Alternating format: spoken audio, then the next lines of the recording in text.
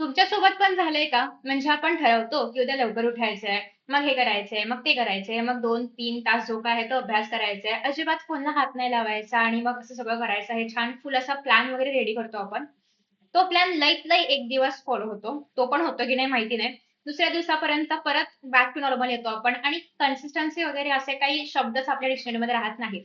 मग असं नक्की का होतंय? किंवा का आपण कन्सिस्टंट राहू शकत नाही? का आपण जी गोष्ट ठरवलेली आहे, की मी आता बघा नवीन-नवीन चॅलेंजेस आहेत, की 1 to 30 डेज मी हे करणार, 1 to 45 डेज मी हे करणार. पण एक्झॅक्टली हे का फॉलो केलं जात नाहीये? किंवा का आपण करू शकत नाहीये? का आपण कन्सिस्टंट राहू शकत नाहीये? हे आपण आजच्या व्हिडिओमध्ये बघणार आहोत. खरं तर ना, जेव्हा आपण त्या गोष्टी करत नाही, ज्या आपण डिसाईड केलेत ना, तेव्हा आपल्याला असं वाटतं, की आपण आळशी आहोत. पण नाही, ते असं नाहीये. आपण आळशी नाही आहोत. तर काही चुकीच्या सिस्टममध्ये आपण अडकलेलो आहोत. मग ते एक्झॅक्टली काय आहे किंवा कोणत्या रॉंग गोष्टी आपण करतोय, कोणत्या चुकीच्या गोष्टी आपण करतोय, तर ते आपण बघणार आहोत. So let us start. जेणेकरून तुम्हाला पण नवीन काही टिप्स कळतील किंवा ट्रिक्स कळतील, ज्यामुळे तुम्ही कन्सिस्टंट राहू शकता आणि जे काही तुमचे गोल्स आहेत, ते तुम्ही अचीव्ह करू शकता. तर सगळ्यात पहिली गोष्ट किंवा पहिला रियालिटी चेक तो म्हणजे असा, की एक्झॅक्टली होतं काय? म्हणजे आपण ना एक टाइम टेबल बनवतो आणि आपण म्हणतो, की हे मी फॉलो करणार. मग पहिल्या दिवशी कमाल जोश असतो. म्हणजे the energy is on the high म्हणजे माउंटनच्या वरती वगैरे अशी टॉपला एनर्जी असते. सो आपण एक्साइटमेंटमध्ये स्टार्ट करतो. मग ते एका दिवशी जरी ब्रेक झालं ना रुटीन तरी असं वाटतं, की अरे यार परत ब्रेक झालं. आता आता परत कधी चालू करायचं त्याचा मुहूर्तच नाही सापडत. मग गिल्ट येतं, की कसं काय ब्रेक केलं मी किंवा कसं काय ब्रेक झाला. आता परत कसं सुरू करायचं? आणि मग हा जो एक फुल लूप आहे ना, यामध्ये आपण अडकत जातो. आणि मग यातूनच बाहेर यायचंय आहे आपल्याला आणि याचं उत्तर आता आपण शोधणार आहोत. एक तर ना, हे का होतंय? म्हणजे आपण रिझन समजून घेऊया, की आपण प्रत्येक वेळी त्या लूपमध्ये का अडकतोय? प्रत्येक वेळी आपण जे ठरवलेलं आहे ते न करता किंवा ते कन्सिस्टंट न राहता आपण त्याच्यापासून दूर का पळतोय किंवा ते का होत नाही आपल्याकडून? एकतर पहिली गोष्ट म्हणजे आपल्या ब्रेनला कम्फर्ट झोन कमाल आवडतो. म्हणजे असं असतं, की आपण इथे बसलोय, पाण्याची बाटली तिकडे आहे, आपल्याला तहान लागली पण इथून उठून जायचा पण कंटाळा येतो किंवा आपण कुठल्यातरी वरच्या फ्लोअरवरती आहोत, थंड पाणी खालच्या फ्लोअरवरती आहे, तर वरून खाली जायचा पण कमाल कंटाळा येतो. म्हणजे आपण जिथे बसलोय ना, तिथे आपण कम्फर्टेबल असतो. सो तो जो कम्फर्ट आहे किंवा तो जो एक कम्फर्टच म्हणूया आपण त्याला कम्फर्ट झोन आहे. तो जो एक एरिया आहे, त्यामध्ये आपण त्यातून बाहेर पडावंसं वाटत नाही. आणि कुठलंही रुटीन फॉलो करणं किंवा कुठलीही नवीन गोष्ट ट्राय करणं म्हणजे त्या चौकटीतून बाहेर येणं, त्या कम्फर्टमधून बाहेर येणं, जे की ब्रेनला आवडतच नाही आणि त्यामुळे तो त्या गोष्टी कन्सिस्टंटली करू शकत नाही. आणि तो मग काय करतो? कशाला करायचंय? शांत राहूयात आपण एका जागी. सो तो एनर्जी सेव्हिंग मोडवरती जातो, एनर्जी कन्झर्वेशन मोडवरती जातो आणि त्याला मग अजिबात काहीतरी एक्साइटिंग करायचं, काहीतरी नवीन करायचं, काहीतरी एक आपण म्हणतो ना, की रिवाईर वगैरे करायचं. असं अजिबात काही करावं असं वाटत नाही. इट्स लाइक जे चाललंय, कमाल चाललंय, चालू देत. आणि मग त्यामध्ये आपण कधीच एक आपलं रुटीन ठरवू शकत नाही, कधीच ते फॉलो करू शकत नाही. त्याच्यानंतर आपला ब्रेन जो आहे ना, तर तो रेजिस्टन्स मोडमध्ये जातो. असं अव्हॉइडन्स. अरे राहू दे यार, जाऊ दे ना, काय फरक पडतोय? तर या मोडमध्ये जातो. आणि त्याच्यामुळे ना कन्सिस्टन्सी बिल्ड करणं डिफिकल्ट नाहीये. आपल्या ब्रेनला त्या मोडमधून बाहेर काढणं खूप जास्त डिफिकल्ट आहे आणि त्यासाठी आपल्याला आपल्या एका नवीन व्हर्जनमध्ये जावं लागतं. आपल्याला रिवायरिंग करावं लागतं. सगळ्या गोष्टी नव्याने ठरवाव्या लागतात. आणि ते कसं करायचंय ते आपण बघणार आहोत. सो एकतर ना या सगळ्या मागे ना केमिकल लोच आहे. That is of dopamine. म्हणजे जेव्हा आपण ना सोशल मीडिया बघतो, तेव्हा ते जे काही इन्स्टंट डोपामाइन मिळतं, ते जे म्हणजे 1 सेकंद काहीतरी बघितलं की लगेच डोपामाइन मिळतं. परत आपण रील्स स्क्रोल करतो, परत बघितलं की परत डोपामाइन मिळतं. सो त्यामुळे आपण रील्स कन्सिस्टंटली स्क्रोल करतो. म्हणजे असं कधी झालंय का, की तुम्ही विसरलात रील्स स्क्रोल करायचे किंवा तुम्ही विसरलात मोबाईल बघायचं. असं होतंय का? कधीच नाही होतंय. त्याच्यामध्ये काय कमाल कन्सिस्टन्सी आहे. पण ही अभ्यासात येतच नाहीये. म्हणजे ज्याच्यामध्ये असली पाहिजे त्याच्यामध्ये नाहीये. पण रील्स स्क्रोल करण्यामध्ये, मोबाईल बघण्यामध्ये, WhatsApp असेल, Snapchat असेल, त्याची ती स्ट्रिक मेंटेन ठेवणं असेल, या सगळ्यामध्ये कमाल कन्सिस्टन्सी आपल्याकडे. का? कारण त्यातून डोपामाइन मिळते. इन्स्टंट रिवॉर्ड मिळते. म्हणजेच आपला ब्रेन रिवॉर्ड सीकर आहे. त्याला काहीतरी बक्षीस हवं असतं. आता मला एक सांगा, तुम्ही 1 तास अभ्यास केला म्हणून कुणी जर तुम्हाला तुम्हाला जे आवडतं ते, तुम्हाला चॉकलेट आवडत असेल, तुम्हाला 1 तास खेळायला आवडत असेल किंवा तुम्हाला लेट सपोज की तुम्ही 1 तास अभ्यास केला आणि तुम्हाला 1 तास कोणीतरी रील्स स्क्रोल करायला दिलं. म्हणजे भारी आहे ना, लगेच आपल्याला रिझल्ट्स मिळतात. सो आपण 1 तास अभ्यास करणार म्हणजे तुम्हाला कळतंय का, जर तुम्हाला रिवॉर्ड्स मिळाले तर तुमचा ब्रेन तुम्हाला ती गोष्ट करायला लावेल. आणि हेच आपल्याला करायचंय. आपल्याला आपल्या ब्रेनला थोडंसं वेडं बनवायचं आहे. म्हणजेच काय, की आपल्याला हे सांगून ठेवायचं आहे, एक असं टाईम टेबल बनवायचं आहे, की ज्यामध्ये असं असेल, की जर मी 1 तास अभ्यास केला तर 5 मिनिटं मी हे करेन. किंवा मी आज एवढे सगळे चॅप्टर्स केले किंवा एवढ्या सगळ्या गोष्टी केल्या, तर मला तुम्हाला जी काही आवडीची गोष्ट असेल ती तुम्ही करणार आहात. ठीक आहे. सो असं जर तुम्ही रिवॉर्ड्स देत राहिलात ना, तर नक्कीच तुम्हाला तुमचा ब्रेन पण ते करायला कन्सिस्टंट राहील आणि तुम्हाला पण रोज-रोज ते करायला मजा येईल. नेक्स्ट आहे ते म्हणजे motivation is a trap. So basically ना आपल्या गोष्टी सगळ्या मूडवरती चालतात. आज मूड नाही यार अभ्यास करायचा. आज मूड नाहीये हे करायचा. सो ते मूडमध्ये नाही राहायचं आपल्याला. आपल्याला मोटिव्हेशनमध्ये राहायचंय. त्यापेक्षा हे बेस्ट आपल्याला डिसिप्लिनमध्ये राहायचंय. जसं की आधी सांगितल्याप्रमाणे तुमच्या ब्रेनला जर हे कळलं, की मी हे काम केल्यानंतर मला काहीतरी जे हवंय ते रिवॉर्ड मिळणार आहे किंवा ते खाण्याबद्दल असेल किंवा कशाही बद्दल असेल. सो ते तुम्हाला जर मिळणार आहे, तर अर्थात तुमचा ब्रेन ते करेल. आणि एक सवय लागली ना तुम्हाला ती काम करण्याची, की परत रिवॉर्डची पण गरज नाही पडणार. तुम्ही ते काम किंवा तो अभ्यास किंवा ते जे काही रोजचे टार्गेट्स आहेत, त्या ते रोज-रोज करत राहाल. आणि असंच एक डिसिप्लिन बिल्ड होईल. आणि मग तुम्हाला कुठल्याही असल्या आलतू-फालतू मोटिव्हेशनची गरज पण नाही पडणार.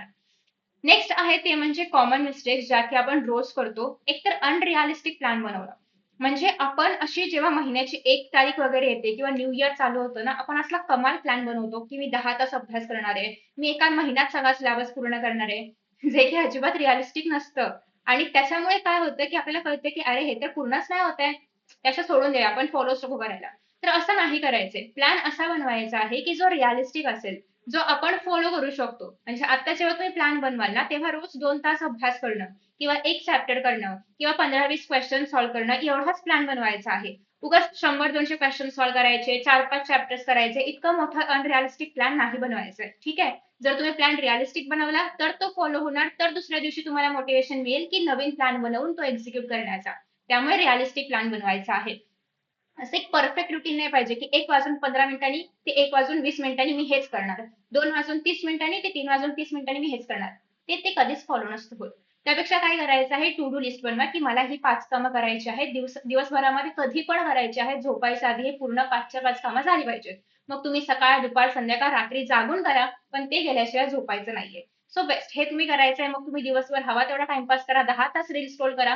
पण जोपर्यंत ही 5 कामं होत नाहीत, तोपर्यंत झोपायचं नाही. फक्त एवढंच ठरवा, आपोआप तुम्ही उद्यापासून ती 5 कामं आधी कराल आणि मग टाईमपास कराल, जर तुम्ही एक दिवस जरी झोपणं टाळलं तर. सो त्यापेक्षा बेस्ट आहे, की असं काहीतरी ठरवा, की ती 5 कामं केल्याशिवाय झोपायचंच नाही. सिंपल. मग बघू तुम्ही किती वेळ जागताय.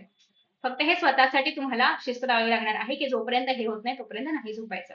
आणि ट्रस्ट मी, की मी माझ्या 10th मध्ये हेच केलं होतं. असं टाईम वाला टेबल नव्हतं बनवलं, तर फक्त टेबल बनवला होता. फक्त टू डू लिस्ट लिहिली होती, की जोपर्यंत हे जे काही 5 सम्स असतील, एक निबंध असेल किंवा जे पण असेल ते 5 जे आपले गोल्स आहेत, ते पूर्ण होत नाही तोपर्यंत झोपायचं नाही. मग रात्रीचे 2, 3, 4, 5 जेवढे वाजले तेवढे वाजू देत. सो त्यापेक्षा दुसऱ्या दिवशी मग मी ते लवकर करायचे आणि नंतर टाईमपास करायचे.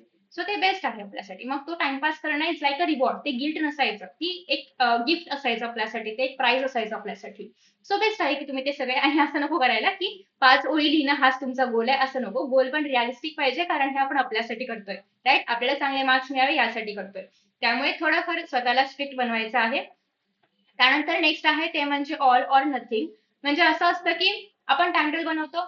एक दिवस म्हणजे असे 2-3 दिवस आपण सगळं फॉलो करतो आणि एक दिवस जरी फॉलो नाही झालं, तर आपण ते सोडून देतो. इट्स लाइक आपली स्ट्रिक ब्रेक झाली. आता पुढे काही होणारच नाहीये. असं नाहीये. ठीक आहे ना, त्या दिवशी नाही झालं. नेक्स्ट डे पासून परत स्टार्ट करा. परत करायला घ्या. म्हणजे हे माझ्या बाबतीत पण झालंय. म्हणजे छान एक अशी स्ट्रिक असते आणि ती एक दिवशी ब्रेक होते. आणि त्यानंतर आपण म्हणजे असं होतं, की मोटिव्हेशन गायब होतं. ती स्ट्रिक पण ब्रेक झाली. आता कशाला करायचं ते काम? असं होतं आणि ते सोडून दिलं जातं. हेच नाही करायचं आपल्याला. ठीक आहे, त्या दिवशी नाही झालं. दुसऱ्या दिवशी डबल करा ना. ते सगळं भरून काढा दुसऱ्या दिवशी. सो हा अप्रोच असला पाहिजे, हा ॲटिट्यूड असला पाहिजे आणि मग नक्कीच तुमची कन्सिस्टन्सी वगैरेचे व्हिडिओज पाहायची वेळच येणार नाही. त्यानंतर आता एक हॅबिटचं लूप असतं बघा. एक तर ट्रिगर पॉइंट असतं. आपल्याला असं वाटतं, की उद्यापासून मी व्यायाम करणार, उद्यापासून मी अभ्यास करणार आणि उद्यापासूनच मला आता 100% मिळवायचेच आहेत.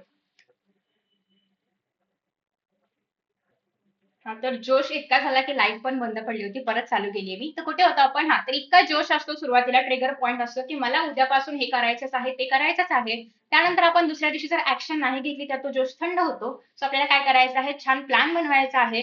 ॲक्शन घ्यायची आहे. म्हणजे काय करायचं हे ठरवायचं आहे. आणि ते केल्यानंतर काय मिळेल, काय रिवॉर्ड भेटेल हे पण ठरवायचं आहे. तर तुम्ही ते काम करणार आहात. तसं ना, एक हात से दे दो, एक हात से ले लो वगैरे तर त्या पद्धतीने. त्यानंतर स्मॉल हॅबिट्स पासून सुरुवात करायची आहे. लगेचच जसं की तुम्हाला सांगितलं मी 10 तास अभ्यास करणार वगैरे असं नाहीये. सुरुवातीपासून लहान-लहान हॅबिट्स पासून चालू करायचं आहे. फिक्स टाईम, फिक्स प्लेस ठेवून करायचं आहे. हे आपण बघितलंच. नेक्स्ट आहे फायनल रिअॅलिटी चेक. तुमचे गोल्स जे आहेत ते तुम्हाला डिसाईड करायचे आहेत. कुठल्याही लूपमध्ये अडकायचं नाहीये. तुम्ही जरी पण एखादी गोष्ट मिस केली किंवा एखाद्या दिवशी चुकून मिस झाला तो तुमचं रुटीन, तर दुसऱ्या दिवशीपासून परत चालू करायचं आहे. खरं तर कन्सिस्टन्सी म्हणजे एखादं बोरिंग रुटीन किंवा तुम्ही जे काही ठरवलं असेल ते रोज करणं.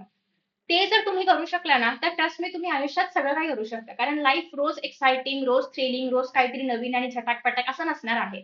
कधीतरी तुम्हाला सेमच गोष्टी परत-परत कराव्या लागतात.